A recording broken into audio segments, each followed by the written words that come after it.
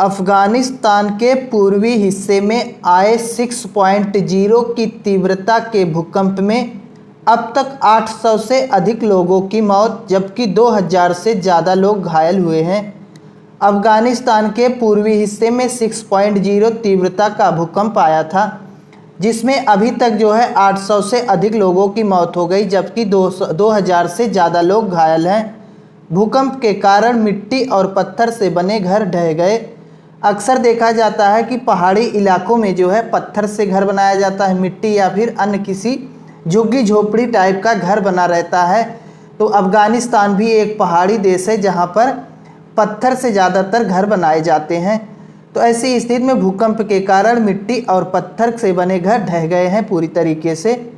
भूकंप का केंद्र अफ़गानिस्तान के शहर जलालाबाद से 27 किलोमीटर दूर सतह से लगभग 10 किलोमीटर की गहराई में था।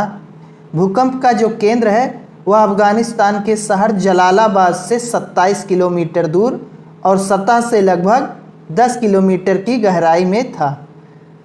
बड़ी प्रसिद्ध कहावत है, ऊपर वाला जब किसी को देता है तो छप्पर फाड़ कर देता है, वह दुख हो चाहे सुख। ऊपर वाला इस समय अफ़गानिस्तान को दे तो रहा है लेकिन वह सुख नहीं दुख दे रहा है। तो ऐसी स्थिति में अब ऊपर वाला दे रहा है तो छप्पर फाड़ कर दे रहा है। बस यही दिक्कत है कि इस समय अफ़गानिस्तान को दुख दे रहा है, कभी सुख भी देगा ऐसी बात नहीं है।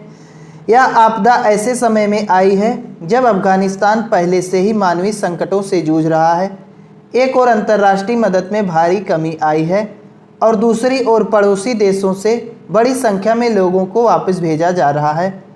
यह भूकंप उस समय आया जब अफ़गानिस्तान पहले ही मानवीय संकटों से जूझ रहा है। वहाँ पर लोगों को खाने का भोजन ठीक से नहीं मिल पा रहा है, कोई अंतर्राष्ट्रीय देश मदद भी नहीं कर रहा है और दूसरी तरफ जो पड़ोसी देश हैं जिनमें अफ़गानिस्तान के निवासी रहते हैं उन्हें फिर से अफ़गानिस्तान के निवासियों को पड़ोसी देश फिर से अफ़गानिस्तान भेज रहे हैं। तो इस समय अफ़गानिस्तान वही छप्पर फाड़ वाली नीति पर चल रहा है। इस समय पूरी तरीके से अफ़गानिस्तान को दुखों ने घेर रखा है। और रही बात अंतर्राष्ट्रीय मदद की, तो इसमें अफ़गानिस्तान की भी गलती है। अब जैसे भारत ने एक बार वहाँ पर जब संकट आया तो काफ़ी ज़्यादा मदद की थी, गेहूँ काफ़ी चीज़ें भेजी थी खाने के लिए, गेहूँ हो गया, अन्य सामग्री भेजी। लेकिन उसके बाद देखा गया कि अफ़गानिस्तान भारत को शुक्रिया बोलने के बजाय भारत को ही आंख दिखा रहा है।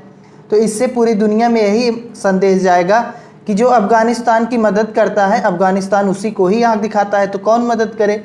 अफ़गानिस्तान अक्सर जानलेवा भूकंपों की चपेट में आता है, खासकर हिंदुकुश पर्वत श्रृंखला में, जहां भारतीय और यूरेशियन टेक्टोनिक प्लेट्स आपस में मिलती हैं। अक्टूबर 2023 में देश के पश्चिमी प्रांत हेरात में 6.3 तीव्रता का भूकंप आया था, जिसमें करीब 1500 लोगों की मौत हो गई थी। इससे पहले अक्टूबर 2023 में जब भूकंप आया था अफ़गानिस्तान में तो 1500 लोगों की मौत हो गई थी।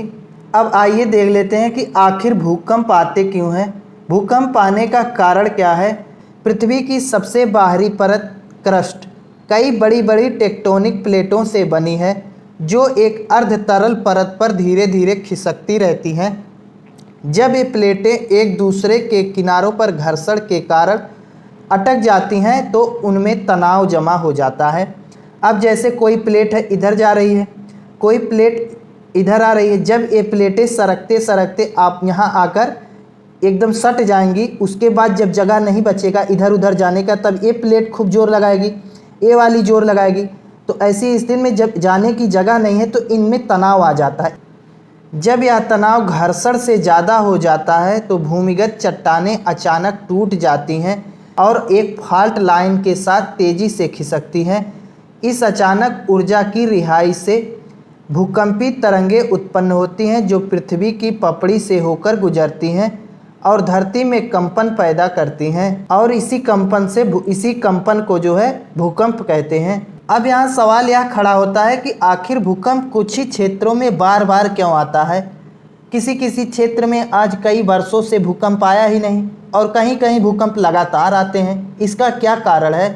कुछ ही देशों में बार बार भूकंप आने का मूल कारण है कि जो देश पहाड़ों पर बसे हैं या पहाड़ी सीमा के बगल में बसे हैं उन्हीं देशों में ज़्यादातर भूकंप आता है। तो ऐसी स्थिति में अब आपको बार बार सुनाई देता होगा कि नेपाल में भूकंप आया, पाकिस्तान में भूकंप आया, अफ़गानिस्तान में भूकंप आया, यहाँ म्यांमार में भूकंप आ जाता है, यहाँ इंडिया में भूकंप आ जाता है दिल्ली साइड के क्षेत्रों में। तो आखिर ऐसा होता क्यों है कि बार बार इन्हीं क्षेत्रों में भूकंप आ रहा है?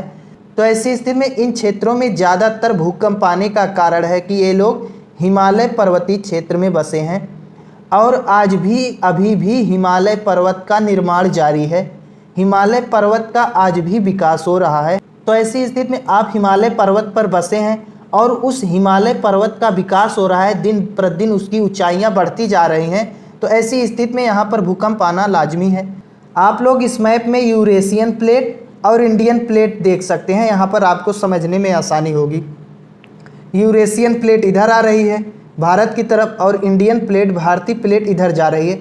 अब दोनों आपस में टकरा गई हैं। जब एक दूसरे की तरफ बढ़ती हैं तब पृथ्वी जो है प्लेटों में जो है टकराव घर्षण होने के कारण कंपन होता है, यहाँ से एक ऊर्जा उत्पन्न होती है। वही ऊर्जा जब ऊपर आती है, पृथ्वी के क्रस्ट वाले भाग से ऊपर आती है, तो पृथ्वी में कंपन दिखाई देता है और इसी कंपन को भूकंप कहते हैं।